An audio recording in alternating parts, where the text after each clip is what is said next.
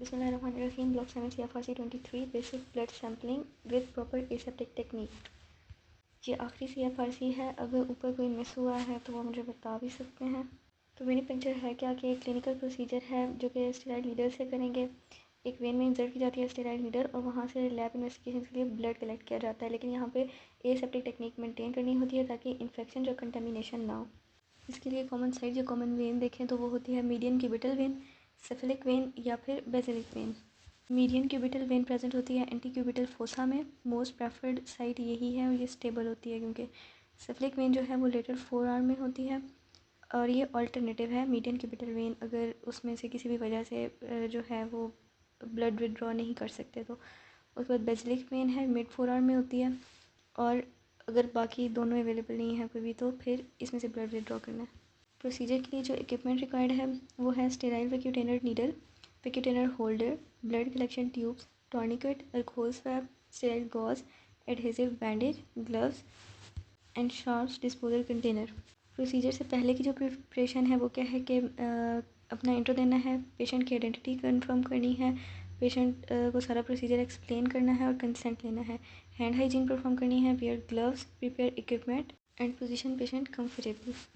Step by step procedure देखें तो step 1 है कि जो भी इक्विपमेंट रिक्वायर्ड है वो कलेक्ट करना है। उसके बाद जिस ट्यूब में हमने ब्लड सैंपल कलेक्ट करना है उस पर पेशेंट का नाम और जो हॉस्पिटल आइडेंटिफिकेशन नंबर है वो मेंशन करना है। स्टेप 3 है टॉर्निकेट अप्लाई करना है 3 to 4 centimetre above the site. उसके बाद स्टेप 4 है कि पेशेंट को कहना है कि अपनी मुट्ठी बंद कर लें ताकि जो वेन्स हैं वो प्रोमिनेंट हो जाएंगी।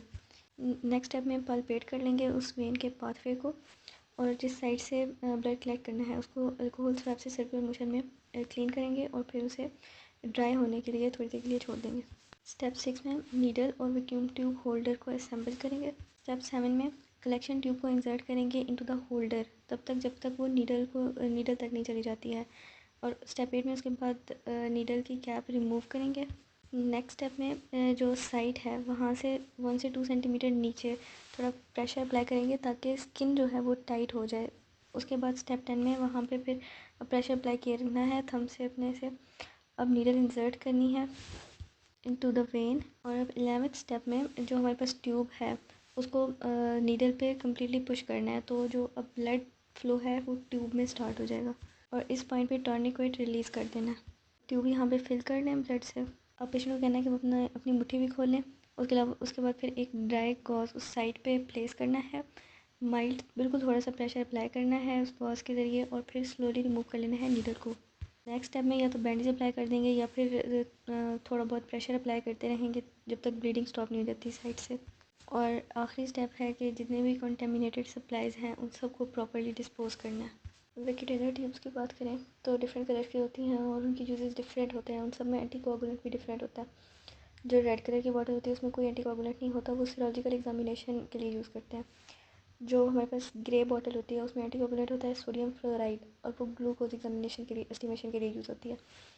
जो पर्पल है उसमें एंटीकोगुलेंट होता है EDTA और ये हेमाटोलॉजिकल एग्जामिनेशन जैसे कि ESR वगैरह के लिए यूज़ होती है। लाइट ब्लू कलर की जो बॉटल है उसमें 3.2% सोडियम सिट्रेट एंटीकोगुलेंट होता है और ये coagulation studies like PT APTT के लिए यूज़ होता है।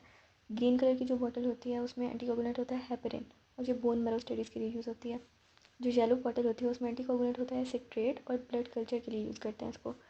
जो पिंक कलर की बॉटल होती है उसमें भी EDTA एंटीकोगुलेंट होता है और ये ब्लड बैंक टेस्ट के लिए, ब्लड टाइपिंग के लिए या APO ग्रुपिंग के लिए यूज़ होता है। और एक ब्लैक होती है जिसमें एंटीकोगुलेंट सिट्रेट होता है और ये ESR के लिए यूज़ करते हैं।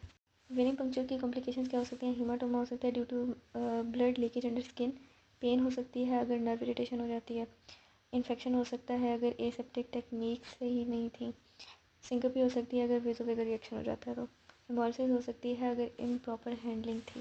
पोस्ट प्रोसीजर केयर में देखें तो है प्रेशर अप्लाई करना है 2 से 3 मिनट के लिए, एडहेसिव बैंडेज प्लेस करनी है, इंश्योर करना है कि patient feels well before leaving. उसके बाद जो सैंपल कलेक्ट किया है उसको फ़ौरन लैब भेजना। की एसेप्टिक प्रिंसिपल्स की बात करें तो उसमें क्या है कि hand hygiene before and after, use sterile needle, do not touch clean puncture sites and dispose sharp safely and use gloves. Red flags during procedure की बात करें तो इसमें पहला है कि बहुत ज़्यादा पेन होगी अगर पेशेंट को, अगर सिरिंज में ब्लड ही नहीं आता, पेशेंट बेहोश हो जाता है या बहुत ज़्यादा ब्लीडिंग हो जाती है।